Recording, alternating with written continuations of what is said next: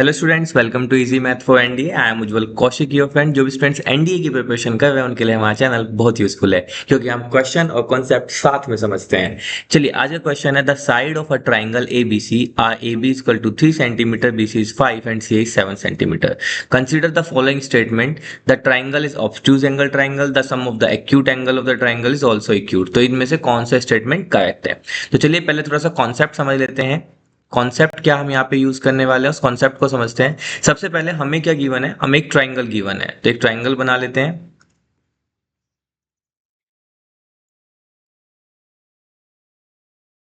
तो मान लेते हैं ये हमारा एक ट्राइंगल है, और ये ट्राइंगल की साइड है A and this is B and this is C।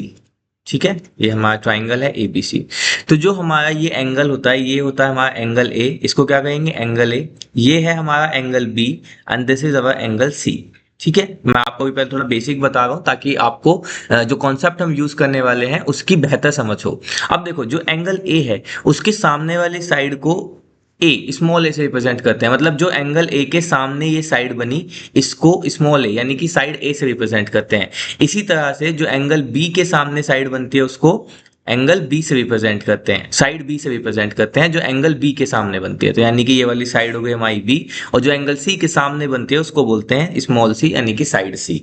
ठीक है, अब यहाँ पे हम कुछ कोसाइन रूल पढ़ने वाले हैं। ठीक है, कोसाइन रूल क्या कहता है कि अगर हमें ए एंगल निकालना हो, तो कॉस ए, अगर हमें ये एंगल निकालना हो और हमें किसी भी ट्राइंगल की तीनों साइड गिवन हो, तो ये इक्वल होता है B square plus C square minus ए स्क्वायर अपॉन 2BC के। ये फॉर्मूला है कोसाइन रूल जिसे कहते हैं हम। ठीक है, मैं यहाँ पे लिख भी देता हूँ कोसाइन रूल।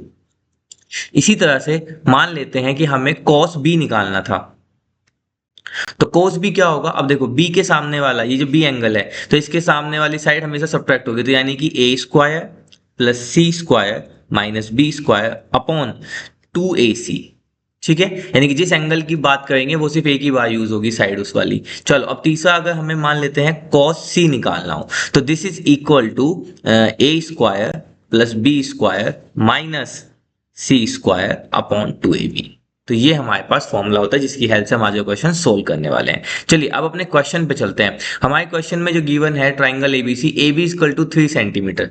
तो AB की वैल्यू 3 सेंटीमीटर गिवन है, तो यानी कि यहाँ पे हमें C इक्वल टू 3 गिवन है।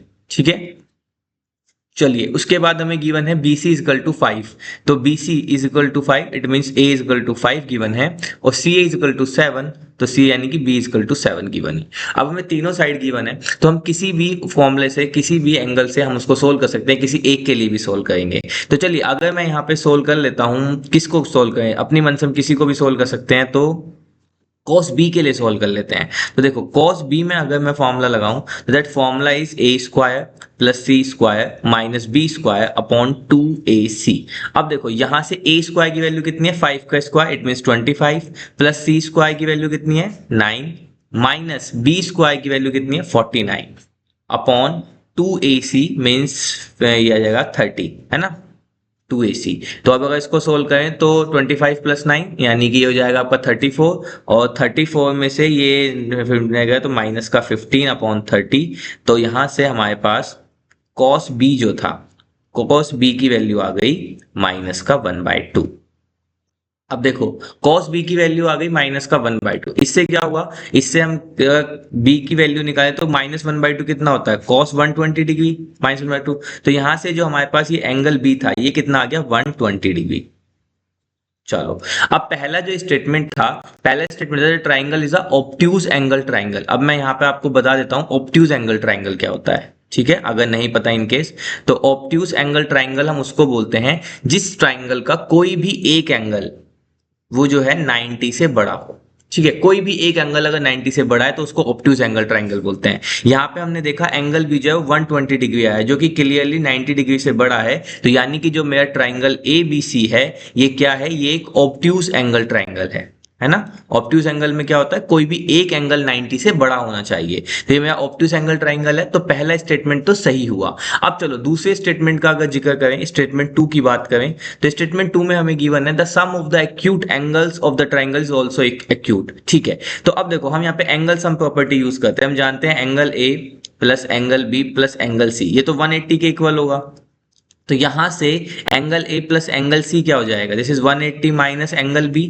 अब एंगल बी कितना है 120 डिग्री, तो यहां से एंगल ए और एंगल सी का सम कितना आ गया 60 डिग्री।